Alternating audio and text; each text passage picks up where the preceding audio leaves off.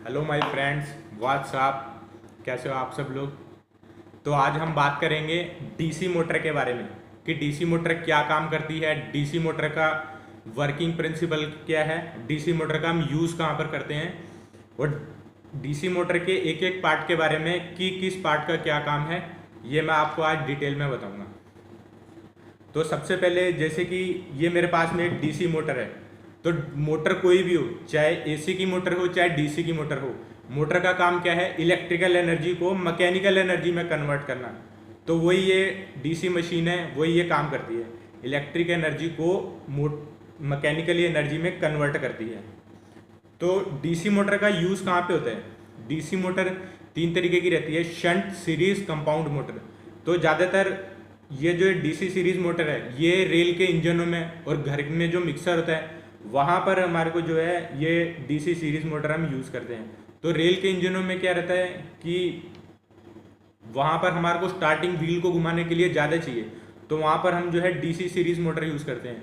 और जो शंट और जो कंपाउंड, जैसे जो शंट मोटर है उसका हम क्रेनों में यूज़ करते हैं, जहाँ पर कि लोड के अकॉर्डिंग जो है वो उसकी जो स्पीड है वो काम करती है। और उसके बाद में जो डीसी कंपाउंड मोटर है वो जैसे लिफ्ट है, जहाँ पे मतलब एक सामान का लोड चाहिए, वहाँ पर जो है ये डीसी कंपाउंड मोटर काम करती है।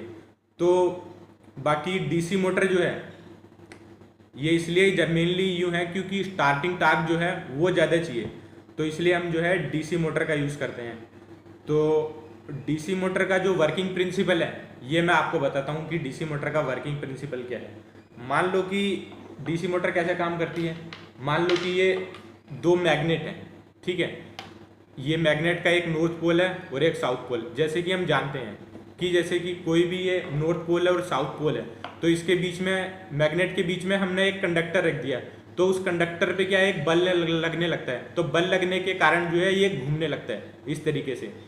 तो ये जो ये घूमता है तो इसकी जो ये बल लगता है ये नॉर्थ पोल से साउथ पोल की ओर लगता है, ये जो ये बल लगता है, ठीक है।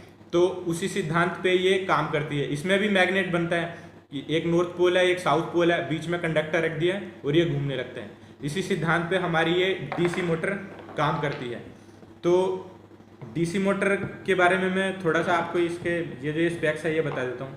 ये कंट्रोल मोटर और मैन्युफैक्चर्ड कोल्हापुर में। तो ये जो हमारे को जो काम लेना है उस बिहाफ पे लिखा होता है कि हमारे को कंट्रोल में यूज़ करनी तो और कहाँ पर यूज़ करनी है, ठीक है। और ये इसका टाइप है, ये छोड़ दो। ये ऑपरेटिंग वोल्टेज है इसके 110 वोल्ट, ठीक है। और उसके बाद में ये करंट है 5.2 एम्पियर। तो ये लगभग एक 570-72 वाट की ये मोटर है, ठीक है। तो लेकिन इसका टार्क बहुत ज़्यादा है, स्टार्टिंग टार्क। बाद में जो है जैसी मोटर एक्साइटेड होती है इसका टार्क जो है वो बहुत कम हो जाता है। तो और ये 700 पर मिनट, मतलब ये आरपीएम है इसका, रोटेशन पर मिनट। एक मिनट में इसकी जो ये शाफ्ट है ये 700 बार घूमती है।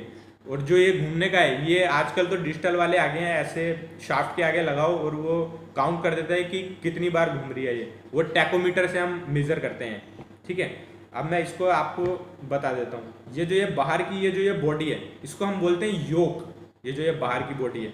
और ये जो ये शाफ्ट है ये हमारे को मैकेनिकल काम जो लेना है उस बिहाफ पे ये हम यूज़ करते हैं। इसके आगे गियर लगाना क्या लगाना वो हमारे ऊपर डिपेंड करता है।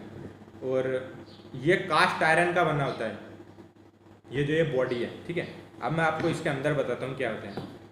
तो इसके अंदर तो हमने ये गियर है, ये देखो, ये इसके अंदर ये गियर है। तो ये तो हमने डिज़ाइन कर रखी है, जैसे कि इस पर लिखा हुआ कंट्रोल सिस्टम, ओके। उसके बाद में बात करते हैं हम इसकी, ठीक है। अब ये जो ये फ़ैन है, ये फ़ैन लगाया हमने इसकी हीट निकलने के लिए। यहाँ पर ये जो ये है इस तरीके से, ये जो इसकी ये हीट है ये बाहर निकालता है, ठीक है। उसके बाद में ये मैं आपको बताता हूँ, ये जो ये है ये इसका कम्यूटेटर है, ठीक है। ये देखो, ये इलेक्ट्रोमैग्नेट बनता है कब, सप्लाई कनेक्ट करने पे, ठीक है। तो इलेक्ट्रोमैग्नेट क्या होता है इसके बारे में मैं आपको अलग से एक वीडियो बनाऊंगा और डिटेल में बताऊंगा, ठीक है। अब जब हम इसको सप्लाई से कनेक्ट करते हैं तो यहाँ पर इलेक्ट्रोमैग्नेट बनता है। तो ये जो ये मैग्नेट है, इसमें एक नॉर्थ पोल है और एक साउथ पोल है, और ये भी इसके ऊपर वाइंडिंग है। ये वाइंडिंग इसलिए लगाई क्योंकि हमारे को इसको इलेक्ट्रोमैग्नेट बनाना है। इसको बोलते हैं हम स्टैटिक वाइंडिंग। तो आपने देखा भी होगा जो कि ये वाइंडिंग है ये घूमती नहीं है, ये वाली वाइंडिंग, ठीक है। अब ये वाइंडिंग तो घूमती नहीं है, और ये इसके पोल है, नॉर्थ पोल साउथ पोल, ठीक है। और ये इसका कार्बन ब्रश होल्डर है, ये बाहर निकल रहा है अभी, इसके बारे में कह दूँगा।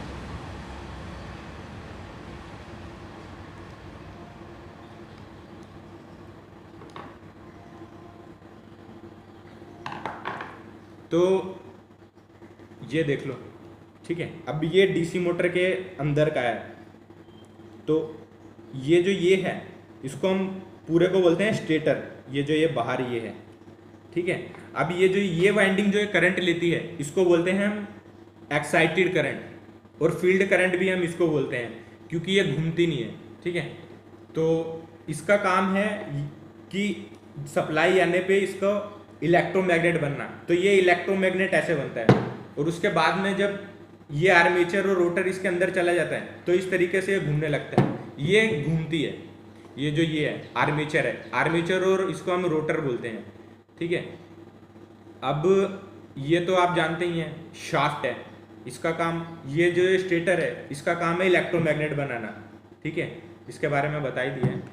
और फिर ये है आर्मेचर, इसको हम रोटर भी बोलते हैं।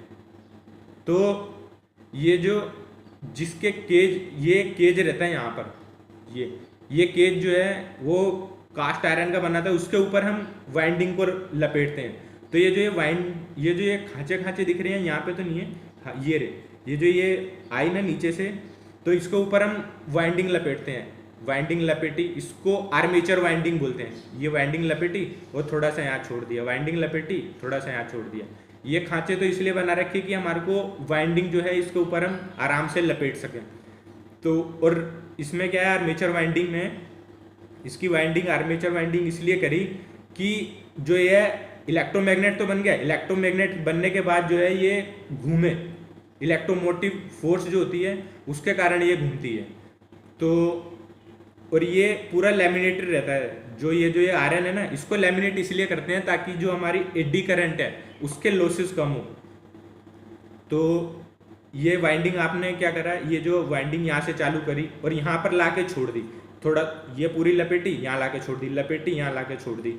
तो ये छोड़ दी यहाँ पर लाने के बाद में, अब छोड़ इसलिए दी ताकि ये, उसके बाद में हमने क्या करा कि इसके ऊपर में यहाँ पर हमने कार्बन की स्ट्रिपें लगा दी ताकि हमारे को जो है राउंड फॉर्म में मिल सके। ये सिलेंड्रिकल इसलिए मिला कि जो कॉपर की स्ट्रिपें लगाई वो ऐसे लगा दी, क्योंकि खुला तो हम रख नहीं सकते वाइंडिंग को, हमारे को ये वो राउंड फॉर्म में चाहिए। यहाँ पे ये सिलेंड्रिकल फॉर्म में है, ठीक है। तो ये कोन शेप में है, कोन में इसलिए है ताकि यहाँ पर जो है हम इसको फैले नहीं, ये वाली वाइंडिंग इस, और ये फैले नहीं, इसके लिए देखो आप धागा भी लपेट रखा है यहाँ पे हमने, ठीक है। उसके बाद में इसको बोलते हैं हम कम्यूटेटर। तो कम्यूटेटर का काम क्या है, करंट कलेक्शन करना। और ये वाइंडिंग है आर्मेचर वाइंडिंग करंट, ये ही करंट ले जाती है, इसको हम करंट कैरिंग वाइंडिंग भी बोलते हैं। तो जो है ये ही घूमते हैं, और आर्मेचर वाइंडिंग जो करंट जो लेती है इसको हम बोलते हैं आर्मेचर करंट, ठीक है। तो कम्यूटेटर का काम क्या है कि करंट कलेक्शन करना, और रोटर का काम क्या है, घूमने का, जिससे कि हम मैकेनिकल काम कर सकें। ये घूमेगा, और यहाँ पर जो है आपको कुछ भी लगाना है, कोई भी जो आपको मैकेनिकल काम लेना है जिस हिसाब से, उस हिसाब से लगा देंगे, और इस तरीके से ये जो है घूमने लगती है, ठीक है। अब जो है ये कम्यूटेटर का काम है।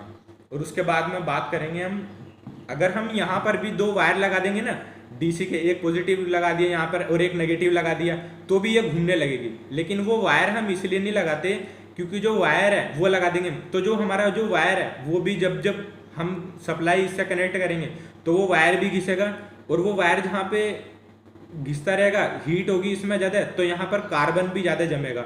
तो और ये कार्बन की है ना सॉलिड स्ट्रिपें हैं, सॉलिड स्ट्रिपें हार्ड ड्राउन कॉपर की है। तो कॉपर को हार्ड कैसे बनता है, कॉपर में क्या एक्चुअल में हम कैडमियम मिक्स कर देते हैं जिससे कि वो हार्ड बन जाता है, कॉपर में कैडमियम मिलाने पे हार्ड बन जाता है।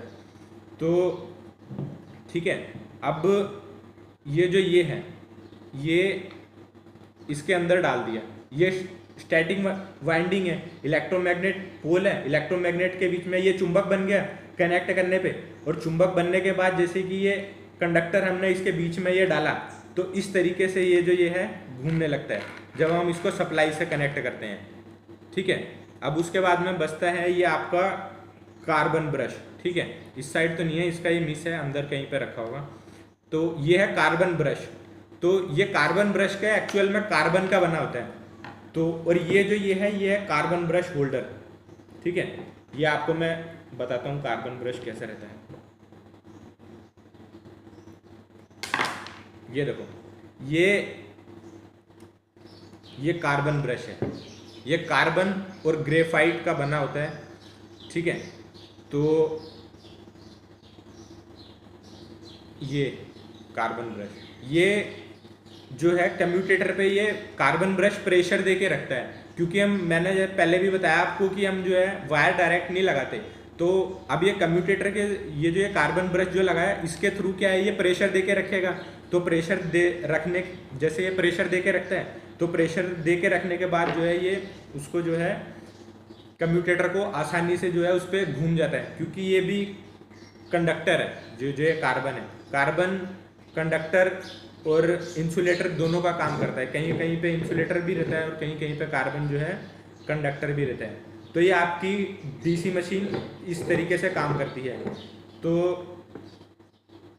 ठीक है, अब ये जो ये शाफ्ट है, ठीक है, ये यहाँ पर ये अभी ये इलेक्ट्रोमैग्नेट था। ठीक है, यहाँ पर ये इलेक्ट्रिकली था, तो जैसे ही इलेक्ट्रिकली था तो जैसे ही हमने ये रोटर अंदर डाला अब ये बन गया है हमारा इलेक्ट्रिकल एनर्जी से ये अब हमारी हो गई है मैकेनिकल एनर्जी में ट्रांसफॉर्म, इस तरीके से।